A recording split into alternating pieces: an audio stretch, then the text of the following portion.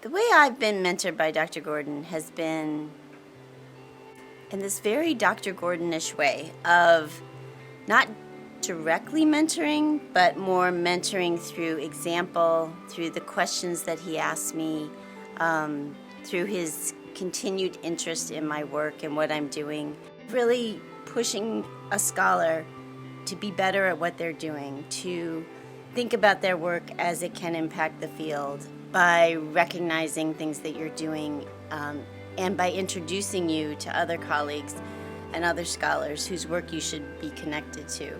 It's a very special form of mentorship and one that I am trying to emulate myself. When I was the AERA president, I worked with a youth theater company here in New York called Epic Next Theater Company. It's high school students who do research on a particular topic and then write a script.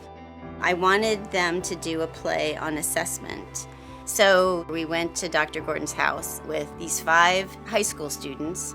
And throughout that whole time, I realized that he was so focused on them and their lives and what they were doing, what their school experience was like, and he was learning from them as they were interviewing him. And it was a really meaningful dialogue across these generations, and I was in awe. Just realized how that's so symbolic of how he centers children and youth in everything he does. Dr. Gordon is such a connector.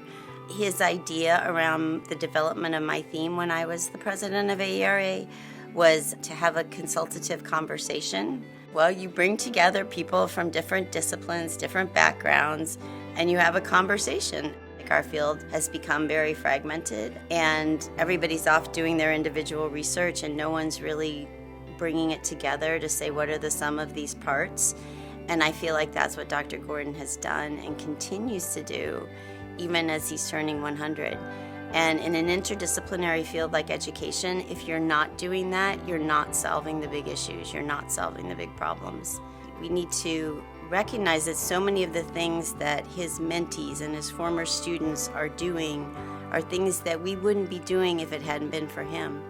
I think a lot of us know in our hearts that that's why we're doing it.